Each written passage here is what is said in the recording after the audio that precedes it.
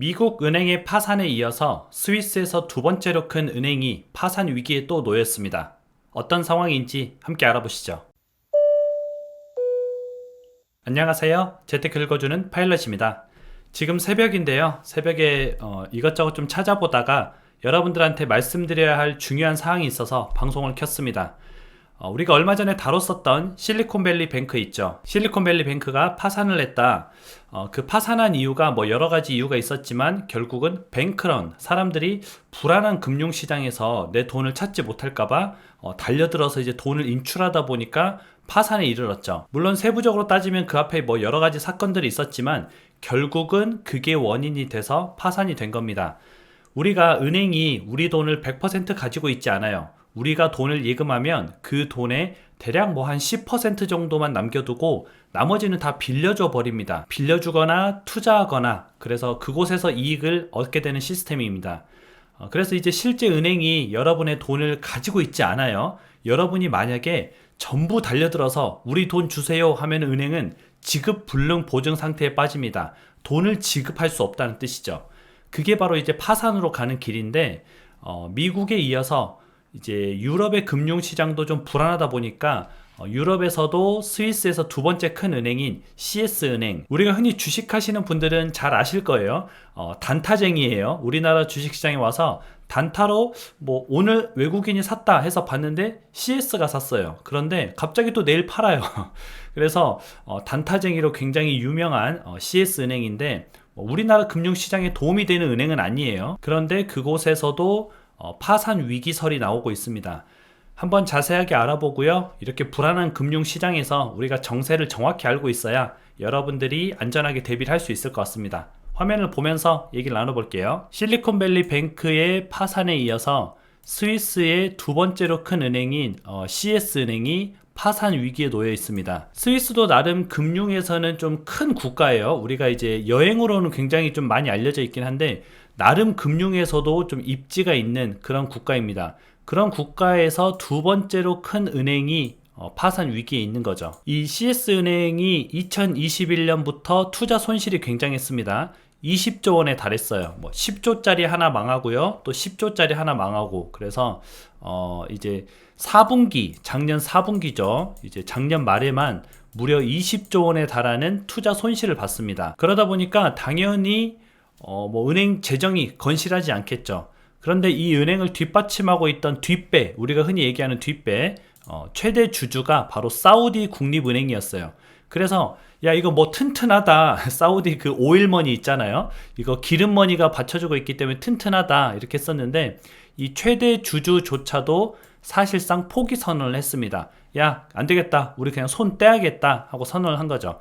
그러다 보니까 야 이거 최대 주주가 손을 떼고 투자 손실은 커지고 주가는 폭락하고 뱅크런 사태가 일어나고 이거 파산 아니냐, 파산으로 가는 수순 아니냐 이렇게 얘기를 하는 거죠. 주가도 거의 뭐 90% 넘게 빠졌습니다. 그리고 뱅크런 사태, 우리가 은행으로 달려가는 거죠. 돈을 찾으러 달려가는 거예요. 왜? 불안하니까. 내 돈을 못 찾을까봐, 내 돈을 은행이 그냥 그대로 안고 문을 닫아버릴까봐 불안해서 미리 찾으러 가는 거죠. 그게 뱅크런 사태인데 100억 스위스 프랑, 우리나라 돈으로 1 스위스 프랑이 대략 한 뭐 1,400원 그 정도 되니까 100억 프랑이면 한 14조 정도 되네요. 14조 정도 되는 현금 인출 사태가 일어난 거죠. 투자 손실에서 20조를 받고요. 그리고 주가가 90% 넘게 폭락했고요. 뱅크런 사태, 예금자들이 14조에 달하는 돈을 찾아갔습니다. 그런 와중에 최대 뒷배인 사우디 국립은행조차도 손을 떼버린 거죠. 스위스에서 두 번째로 큰 은행인 크레디트 스위스 은행이 지금 이런 상황에 처해 있다, 그렇게 돼 있고요. 이미 주요 인력들조차도 전부 이직을 했습니다. 여기 뭐 초기 멤버부터 20년 이상 같이 함께 해온 멤버들부터 다 이직을 했어요. 주요 인사들이. 왜 이직을 했을까요? 아마 뭐 내부 사정을 내부자들이 가장 잘 알지 않을까 그렇게 보고 있고요. 지금 미국의 실리콘밸리 뱅크에 이어서 유럽의 스위스 은행까지 어때요? 지금 금융시장 자체가 좀 불안합니다. 우리나라 기준으로 보면은 지금 뭐 동쪽의 미국에서부터 서쪽의 유럽에서까지 금융시장이 좀 불안불안합니다. 그 와중에 우리나라를 지탱하고 있는 2030 세대들 있잖아요. 2030 세대들이 좀 불안불안한데 국내 다중채무자, 빚을 3군데 이상에서 빌린 사람을 다중채무자라고 하거든요. 여기저기 빚을 빌린 사람이 다중채무자인데 다중채무자의 10명 중 3명은 2030 청년 세대입니다. 무려 이제 31%에 달하는데요. 다중채무자의 숫자나 다중채무 금액이 엄청나게 늘어나고 있어요. 그러면 지금 우리나라도 빚으로부터 안전한 국가는 아니라는 뜻이에요. 지금 대략 뭐 한 450만 명? 한 450만 명 가까이가 지금 다중채무인데 이 다중채무자들이 스스로 금융도, 본인들의 금융도 불안한데 대외적으로 흔들리게 되면은 어떨까요? 이게 좋은 상황은 아니라는 거죠. 그래서 지금 상황에서 우리가 여기저기서 빚을 내는 건 좋지 않고 이 다중채무자들조차도 빚을 여기저기서 내고 싶어서 낸 건 아니에요. 이 중에 대부분은 돌려막기입니다. 더 위험하다는 뜻이죠. 내가 대출을 일으켰는데 그 돈을 다른 뭐 2금융권, 3금융권에서 빌려서 돌려막고 다시 2금융권, 3금융권을 갚지 못하다 보니까 카드로 돌려막고 지금 이런 상황이 발생되고 있는 겁니다. 그래서 이제 30대 이하의 다중채무자들 1인당 평균 대출 금액이 1억 1,158만원. 30대 이하의 이 정도 돈을 가지고 시작해도 요즘 사회에 살기가 어렵죠. 근데 이 정도 돈을 가지고 시작한 게 아니라 이 정도 빚을 가지고 시작한다는 거죠.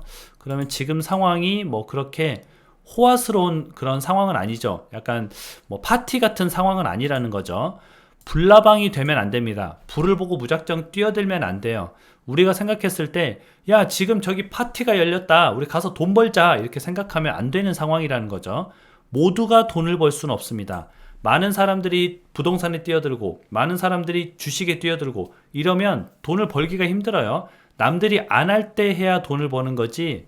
예전에 삼성전자도 9만 전자가 넘었을 때 어땠어요? 막 그 버스 그림 제가 보여드린 적 있죠. 버스에 대롱대롱 사람들이 다 매달려가지고 10만 전자 가자, 20만 전자 가자 이렇게 하는 뭐 그런 풍자스러운 사진이 있었잖아요. 그거 보여드리면서 이렇게 다 타고 있으면 버스 안 가요. 이거 다 내려야 갑니다. 여기 있는 사람들 다 내려야 버스가 출발합니다. 뭐 제가 우스갯소리로 그렇게 말씀드린 적이 있는데 지금 같은 상황에서는 뭐 모두가 다 이렇게 뛰어드는데 이성을 찾을 필요가 좀 있습니다. 그래서 최근에 이제 뭐 집값이 반등한다, 뭐 2억 올랐다, 뭐 7억 올랐다 그런 뉴스 기사 때문에 조바심 때문에 집을 살 필요는 없을 것 같아요. 그래서 조바심을 굳이 가질 필요는 없고 우리는 좀 여러 가지 상황들을 좀 체크해 봐야죠. 세계 정세가 좀 괜찮아지는지, 그리고 집 같은 경우도 사람들이 실수요자들이 살만한 가격까지 내려왔고 이 실수요자들이 그 가격대에서 점점 매수를 해서 거래량이 확실히 늘어나는지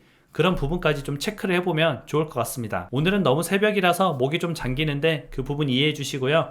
여러분도 이렇게 세계 정세에 관심을 좀 가지면 현명한 투자자가 될 수 있을 것 같습니다. 그럼 오늘 하루도 행복한 하루 보내세요. 다음에 다시 만나요.